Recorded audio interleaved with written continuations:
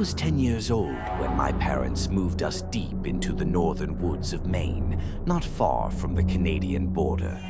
They called it a fresh start, more space, less noise, cleaner air. To me, it just meant isolation.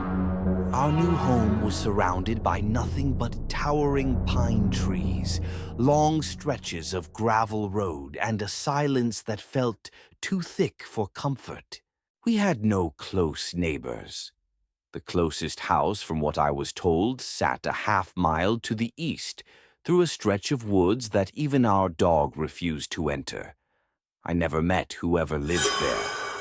My parents said it was just an old man who kept to himself. That was all. "Don't worry about him," my dad said once when I asked. "He's harmless." But I never asked because I was curious. I asked because I had seen him. The first time was barely a week after we moved in. I was in my room on the second floor, staring out the window late one evening. The sun had gone down, and that dim gray-blue twilight hung in the air. That's when I saw him standing just at the edge of the tree line, too far to make out any details. Just a tall, still figure in a long coat. At first I thought it was a tree, but then he moved. I didn't scream. I didn't run. I just ducked under my blanket and told myself it was a shadow, just a trick of the fading light. But the next night he was there again, and this time he had a flashlight. It flicked on suddenly, the beam slicing through the dark and sweeping slowly across our yard, back and forth, until it landed directly on my bedroom window. The light held there for just a second, then clicked off. I remember holding my breath so hard my chest hurt. I told my mom the next morning. She smiled like I was telling her a spooky campfire story and brushed my hair back. "It's probably just your imagination," she said, but I knew what I saw.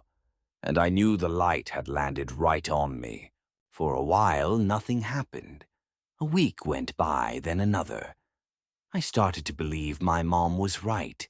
Maybe I had imagined it. Maybe the woods and the dark and the newness of it all were just playing tricks on me. I even slept with the window open one night, just to prove to myself there was nothing to be afraid of. But then on a Thursday night in early July, I woke up to something different. It wasn't the flashlight this time. It was a sound, a soft tapping. Not on the glass, but on the wall beside my bed. Rhythmic, deliberate, almost polite. Tap, tap, tap. At first, I thought it was a branch. Maybe the wind had picked up and something was brushing against the siding, but the night was still. I could hear the insects outside, the rustle of leaves, but no wind.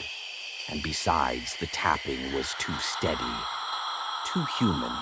I sat up in bed, heart thudding. My room was dimly lit by the moon, enough to see the shapes of my furniture, but not much else. The tapping stopped. Silence. I waited, holding my breath again. Then came the light. It wasn't from the woods this time. It came from directly outside my window, just like before, but closer. This time I could see the reflection of the flashlight's beam on the glass itself. The way it shimmered slightly as it moved, scanning across the pane like a scanner. Then it paused, right where my face was.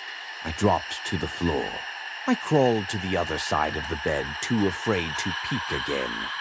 I wanted to call for my parents, but my voice had vanished. My throat felt tight, my tongue dry. So I just sat there, curled up, heart hammering. I don't know how long I stayed like that. It felt like hours. Eventually, I crawled into my closet and shut the door, curling up between winter coats and plastic bins. That's where I stayed until morning. When I finally told my dad what happened, he didn't laugh. He looked tired and skeptical. He went out to check the yard, walked around the side of the house, and came back shaking his head. "There's no footprints," he said. "No sign anyone was even out there." I could tell he didn't believe me. Not really. But that day I noticed something strange. One of the flashlights from our garage was missing. After the flashlight incident, I didn't sleep well for weeks. Every creak in the house, every gust of wind that blew against the siding, made me sit up in bed. I started barricading my door at night with an old toy chest and hiding my baseball bat under the covers. It made me feel safer, but not safe. The worst part, my parents started looking at me differently, like I was making things up, like I was crying out for attention. One evening, I overheard my mom talking to my dad in the kitchen. "He's just lonely," she whispered. "That's a big change. Maybe we should take him to a therapist." That's when I stopped telling them anything. I kept my fears to myself, but things just kept getting worse. For a while, the light didn't come back, not in the same way, but I began to notice little things out of place.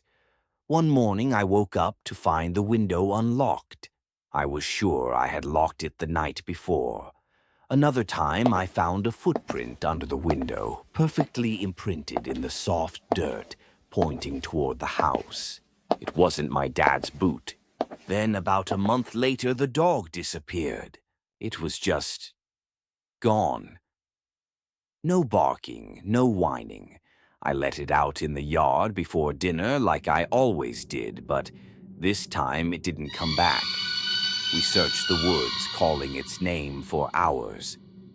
Nothing. My dad said it was a coyote. I didn't say a word, but I knew. That night I was looking out the window, eyes wide, lights off, when I saw something move in the trees. At first it was just a shadow. Then the flashlight came on again, except this time it wasn't pointed at the house. It was pointed straight up at the sky like a signal. It flickered, then went dark, then came on again. A slow, strange rhythm. I pressed my forehead against the glass, and then I saw him, standing just across the tree line facing the house. Still as a rock, only this time he wasn't alone. There was another figure beside him, shorter, thinner, holding something in his hand, glowing in the moonlight. I slammed the curtains shut and curled under the bed, hugging my teddy bear until the sky turned gray. That was the first night I truly believed I wouldn't live to see morning. It happened on the night of the first thunderstorm of the season. The air was heavy, like it was holding its breath. I sat in bed, staring at the window, trying to convince myself to sleep. Rain tapped gently against the glass. Lightning blinked beyond the trees. Every time the sky lit up, I searched for movement, some figure caught mid-step, some shape watching. But all I saw was trees. Then the power went out. The house fell into complete silence. Not even the rain could be heard through the sudden pressure in my ears, like the whole forest had gone still. I don't know what made me get up, but I found myself tiptoeing down the hall with a flashlight in one hand and my bat in the other. I didn't head toward my parents' room. I didn't think they'd believe me. I went to the back door, just to check, just to prove to myself that everything was fine. But it wasn't. The door was wide open. No wind, no creaking hinges. Just open like someone had been there moments ago. I turned to run, and that's when I heard it. From upstairs. From my room. Tap, tap, tap. I ran back up, lungs burning, skidding into my doorway. There was someone standing in front of my window. Not outside, inside. A tall man soaking wet, holding a flashlight in one hand. Its beam was pointed at the ceiling, casting his face in a sick shadow. His other hand, it held something long and silver, a blade, and he was smiling. But that wasn't the worst part. The worst part was what he said. Took me a while to find the right key, but I knew you'd keep the old lock. My mouth wouldn't work, my legs wouldn't move. But behind me I heard footsteps, light, slow, familiar. Another person entered the room, a smaller figure I had seen in the woods. Closer now I could see. It was a child, a boy, pale, thin, with wide, empty eyes. He looked just like me, identical. The tall man knelt and placed a hand on the boy's shoulder. This one's done watching. He wants to live in the light now. And then the flashlight went out. I didn't scream. Not at first. The darkness swallowed everything, the room, the man, the boy, who looked like me. But I could still hear them. Their footsteps slow and heavy. The man's breathing steady and close. The boy's laughter. That soft, breathy giggle I'd never heard from my own mouth, but knew instantly was mine. And that's what finally broke me. I screamed. I don't even remember thinking, I just ran. I shoved past where I thought the door was slammed into the hallway wall, bounced off and sprinted down the stairs. My feet slipped on the wooden steps, and I hit the floor hard, knocking the breath out of my lungs. But I didn't stop. I ran into the kitchen, grabbed the biggest knife I could find from the drawer, and bolted out the back door into the rain. The storm was still raging. Wind howled through the trees, lightning cracked across the sky. But I didn't care. I kept running barefoot, soaked, bleeding from my knees, into the woods behind our house. I didn't look back. Somewhere behind me I heard a voice shouting my name. Not my dad's voice, mine. I kept going. Eventually I collapsed near the old logging trail, completely disoriented. My lungs burned. My legs were jelly. I curled up beneath a tree, gripping the knife with numb fingers, and waited for morning. When the sun came up, I was covered in scratches and mud. I walked until I found a ranger station. They called my parents, and the police came too. But when they searched our house, there was no sign of forced entry. No footprints, no knife missing, and my room perfectly untouched. No sign that anyone had ever stood inside it. Nothing broken, nothing disturbed. Except for one thing. Sitting on my windowsill was an old rusted flashlight, and carved into the wooden frame beneath it 6 words. I lived here before you did. After that night, my parents didn't let me stay in the house alone again. Not that I wanted to. We moved a month later. They told friends and family it was because of the incident, but they never explained what that incident was. They didn't believe me, not really, but they saw how pale I got every time someone mentioned our old home. They saw how I flinched at every sound, every flicker of light outside my window. They wanted to forget, but I couldn't. Even years later, I still think about the boy, the copy of me, the man who knew things he shouldn't have, the key, the flashlight. The way he said, "This one's done watching," like he had been waiting for something to finish. Therapy didn't help. Medication numbed me, but the nightmares bled through anyway. And then, about 6 months ago, almost 15 years after we moved, I got a letter. No return address, no name. Inside was a single photograph. It was my old bedroom, the window in frame. Standing just outside of it on a ladder was a boy. Not 10 years old, 25. My age now, smiling, and holding a flashlight. On the back of the photo were 7 words scribbled in faded pencil. It's your turn to live in the dark.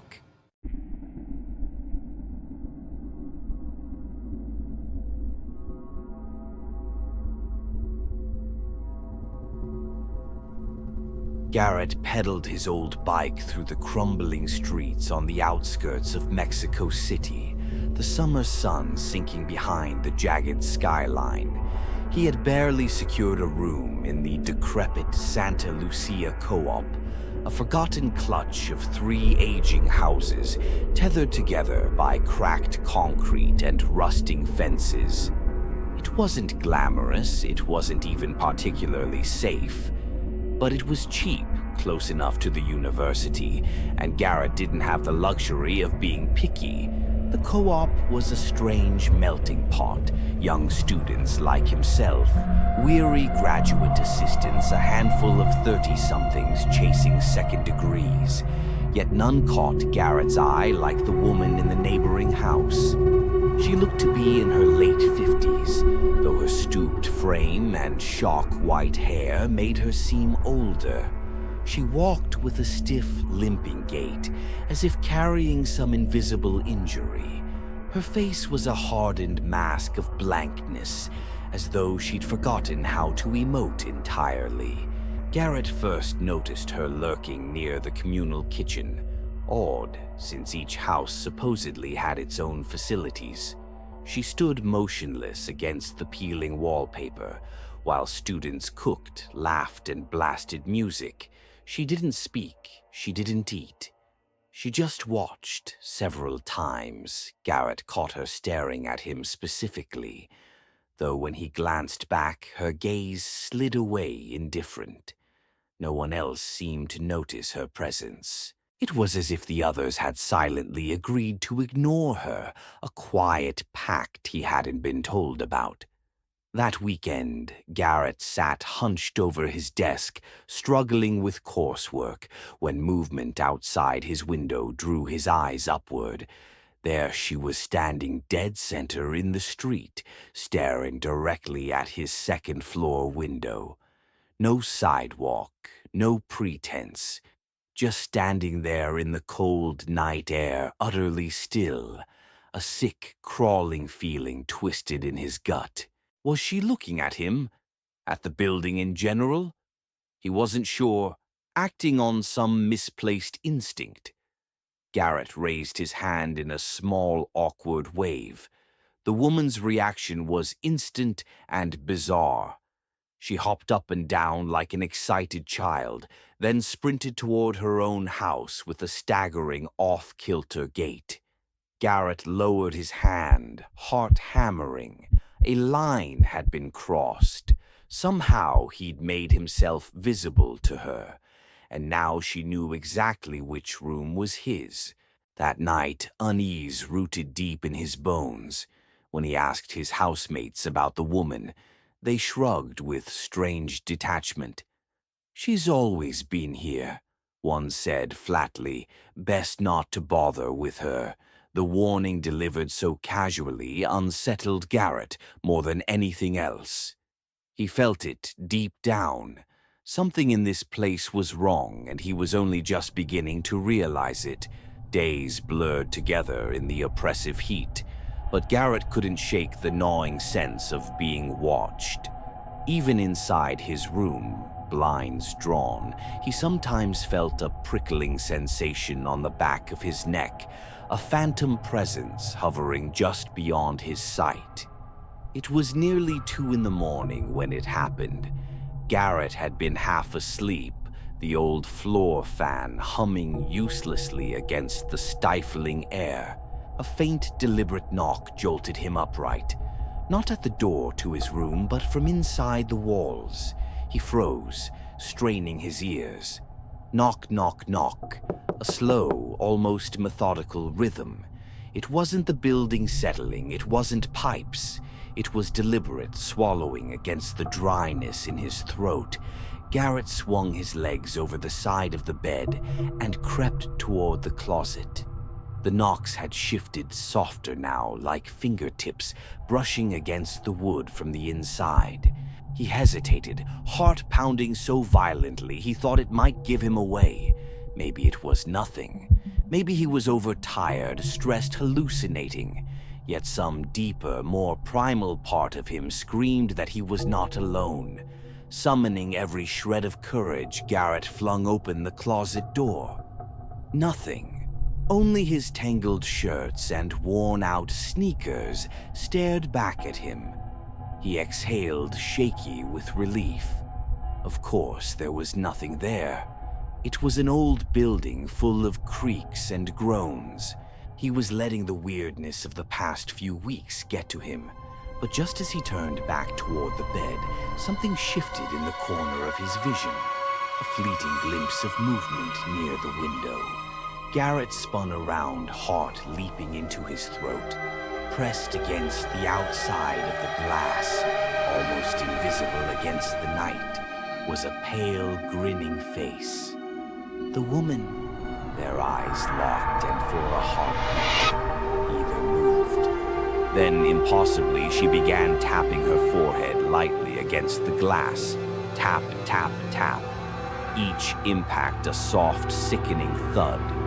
Garrett stumbled backward, colliding with his desk. The noise must have startled her because she vanished in a blink, swallowed by the darkness beyond the window. He stood there for what felt like hours, every muscle rigid, waiting for another knock, another sign. None came. Eventually, Garrett collapsed back onto his bed, drenched in sweat, mind racing. Maybe it had been a trick of the light.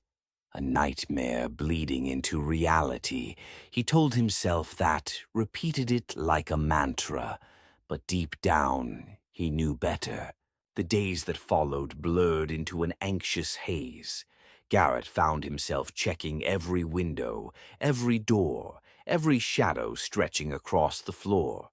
Sleep became a rare, broken thing, punctuated by the phantom sounds of tapping and faint whispers he couldn't quite catch. Desperation clawed at him until one evening he cornered Lee, a fellow tenant who had lived there longer than most. Lee was reluctant to talk, his eyes darting nervously as if even mentioning her was dangerous. "She wasn't always here," Lee finally muttered. "Years ago there was an incident. Some student disappeared. After that she started showing up.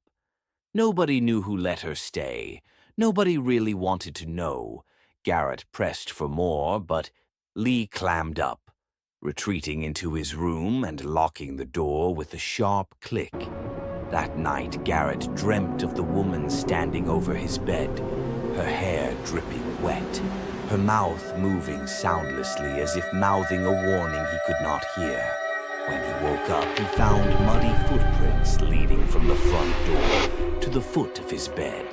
And nowhere else panic simmered beneath his skin. Now a constant vibrating hum, Garrett became obsessed with locking everything, double-checking latches, propping chairs under doorknobs, but nothing made him feel safer. Late one evening, he overheard two older residents whispering near the laundry room. Huddled behind a cracked door, he strained to listen. "She doesn't just watch," one murmured. "She chooses."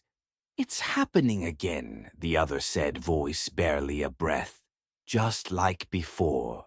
Garrett stumbled back, a sick dread pooling in his stomach. They knew something terrible, and it was unfolding all over again. He realized with a bone-deep certainty that the woman had chosen him. The breaking point came. A few nights later, Garrett jolted awake to the sound of his doorknob rattling violently, the thin wood of his door groaning under the pressure.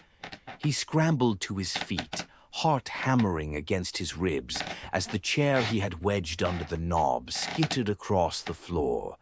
From the other side of the door came a sound, not a voice, not quite. It was a low, wet crooning, a desperate murmur that seemed to burrow straight into his bones. He grabbed the heaviest thing he could find, a desk lamp, and braced himself. When the door burst inward with a deafening crack, Garrett swung wildly, The lamp connected with something soft. A figure crumpled into the room, gasping and sobbing. Not the woman, it was Lee. Lee trembling, blood trickling from a split lip, eyes wild with terror. "You have to leave," he gasped, clutching Garrett's sleeve with desperate fingers. "You don't understand. You can't stay. She's not what you think." Before Garrett could respond, a shadow darkened the hallway behind Lee. The woman emerged slow and inevitable, her face slack, her hands hanging uselessly at her sides. Except the closer she came, the more Garrett saw. The woman wasn't walking. She was being moved, puppeted like a marionette by thin, almost invisible threads gleaming in the dim light anchored somewhere high above the ceiling. Something else was controlling her. Something hidden. Something watching. As Lee sobbed at his feet, Garrett realized with stomach-churning horror that the woman had never chosen him. It had. And now it was coming for him, too. Garrett didn't think instinct screamed louder than logic. He grabbed Lee by the arm and hauled him up, shoving them both through the broken door and into the hallway. The air was thick, heavy. It felt like moving through syrup. Behind them, the woman, no, the thing using her, lurched forward with grotesque, jerky steps. Garrett sprinted toward the back staircase, Lee stumbling after him, but the world around them seemed to distort the hallway, stretching longer and longer, the walls sagging inward like a throat preparing to swallow. Something brushed Garrett's neck, a whisper of thread, a phantom tug, and he almost fell. He screamed and batted at the invisible force, feeling it coil against his skin. They burst into the kitchen. Garrett snatched a box of matches from the counter, hardly thinking smoke fire. Maybe it hated fire. He overturned a bottle of cheap tequila onto the floor, the fumes burning his nostrils, and struck a match. For a second, the flame trembled in his hand, fragile and defiant. Then he dropped it. The kitchen exploded into flames, heat slamming into him like a fist. Garrett and Lee stumbled back, coughing, as the fire raced hungrily up the walls. Through the smoke, Garrett saw the woman, their strings snapping one by one, her body folding to the floor like a discarded doll. But the feeling, the presence lingered. He dragged Lee through the smoke-choked halls, down the crumbling stairs, out into the cool night air. Behind them, the Santa Lucia Co-op roared with fire, the windows glowing hellishly. Neighbors shouted and sirens wailed in the distance. Garrett collapsed onto the pavement, lungs burning, vision swimming. He had escaped, or so he thought. Weeks later, Garrett stood alone across the street from the blackened ruins of the Santa Lucia Co-op. The fire had gutted it completely. Nothing remained but a skeletal frame of charred wood and melted steel sagging against the gray skyline like a corpse left to rot. The authorities had ruled it accidental, faulty wiring, an old building neglected and dangerous. No mention of the woman, no mention of the thing that had moved her. Garrett hadn't seen Lee since that night. Maybe he had left the city altogether. Maybe he hadn't made it at all. Garrett told himself he was fine, that the nightmare was over. He moved into a sterile apartment on the other side of town, one with bright lights and neighbors who smiled too much and never asked questions. But at night, when the shadows stretched long across the ceiling, he sometimes thought he heard it again. The tapping, soft, methodical, tap, tap, tap. One evening, exhausted and fed up with his own nerves, Garrett ripped open the blinds of his new bedroom window. Nothing was there, relieved. He turned back to his bed and froze. On his pillow, neatly placed in the center, lay a single strand of thread, thin and almost invisible, shimmering under the lamplight. It had found him again. It was only a matter of time.